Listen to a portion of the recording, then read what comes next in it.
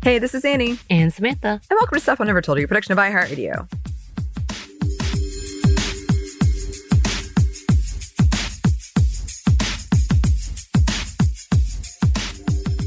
And today is September 5th, 2024. I had to think about it for a second.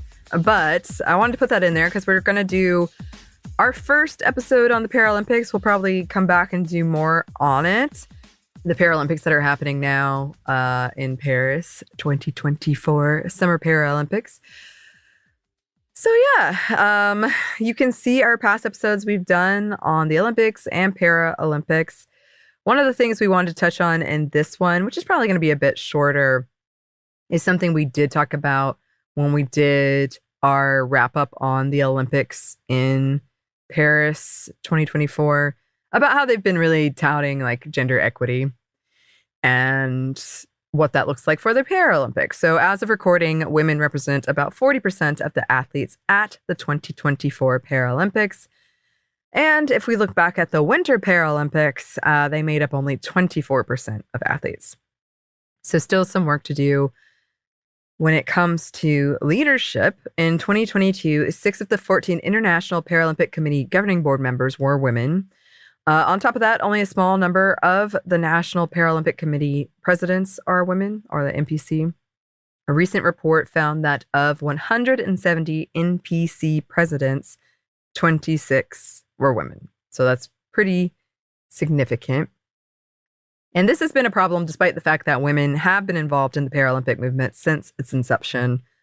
Over the years, there have been multiple attempts to address this. In 2003, the Women in Sport Committee was established to look into not just the lower number of women athletes, but also the lower number of women in coaching, officiating, and other leadership positions. They also announced a goal that, quote, all entities belonging to the Paralympic movement shall immediately establish a goal to have at least 30% of all offices in their decision-making structures be held by women by 2009. Unfortunately, that goal remains unachieved even now. Over the years, they have released a handful of reports, looked into barriers, strategies around awareness, and education tools. They've increased quotas for women, introduced gender-free quotas, and added more medal events for women. And these efforts do seem to be working just very, very slowly and with some mixed results based on sport. So some are more equitable and some are quite literally 2% women. So it depends on sport. There's also been some back and forth around, like they try to program around having mentorships with women. And at the end of that program, one of the spokespeople essentially said, we weren't clear on our goals, so we can't even say if we achieved them. So I think there's been just a lot of like, how do we deal with this?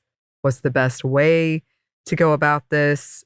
And people are still looking into it. And there have been a couple of things, some of them very specific and localized, that have shown more success. But it is something very much that is still being worked on. But okay, let's talk about some of what has happened at the 2024 Summer Paralympics in Paris. And this is a very small list because it's ongoing. So as always, listeners, please write in. If you have anybody you want us to talk about, anything we should talk about, there's a lot of cool stuff going on. And let us start with wheelchair rugby.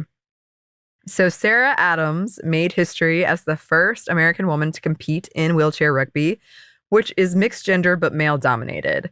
And it is also kind of generally seen as like one of the roughest sports. It really, if you watch it, yeah. Yeah. You're like, damn.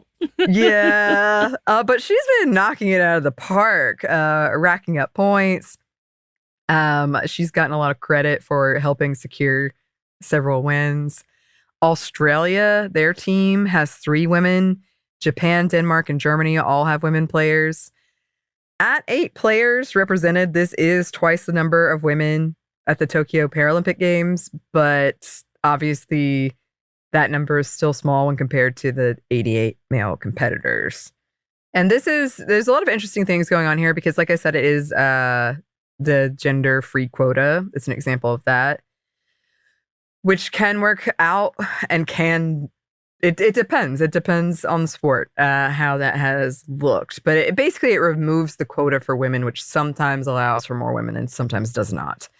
In an attempt to level the playing field also, wheelchair rugby has a rule that awards teams that field women extra points, which I believe helped the U.S. win one of their matches. It's basically like you get a little bit extra if you have a woman on the field. So that's something that they're trying. India's Priti Pal became the first Indian to double medal at a Paralympics game, earning bronze medals in the 100-meter and 200-meter races. She was born with cerebral palsy and has dreamed of competing since she learned para-athletes existed when she was 18. She has really great quotes and interviews about it where she was like, I didn't know this was a thing. And then she got some really great mentors. She's just like someone who has a lot of good quotes and a lot of like, they told me I couldn't do it. Well, guess what? Right. I did it. She said, watch me. Well, and then she was correct. She was correct. And then there's Italy's Valentina Petrillo, who became the first out transgender runner to compete in the Paralympics, participating in the 400-meter T12 final. She failed to qualify, but achieved a personal best, and she will also be competing in the 200-meter. It's important to note the first out runner, because there was a transgender athlete that was at Rio, the Rio Games, as was clarified, because it's been misreported a lot. But we shall see how that goes. But yeah, that's just a small handful of what's going on. And I actually went on a rabbit hole of people we should come back and talk about history-wise. Right. Because right now we're kind of focusing on current games. But I was looking at some of the women in the past who really blazed their way. And I think we should come back and talk about that. We definitely should.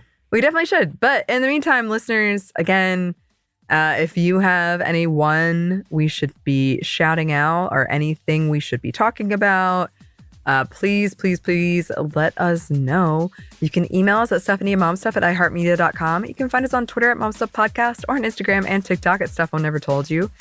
We're also on YouTube. We have a TeePublic store and we have a book you can get wherever you get your books. Thanks as always to our super producer Christina, our executive producer Maya, and our contributor Joey. Thank you. And thanks to you for listening. Stuff I'll Never Told You is a production of iHeartRadio. For more podcasts from iHeartRadio, you can check out the iHeartRadio app, Apple Podcast, or wherever you listen to your favorite shows.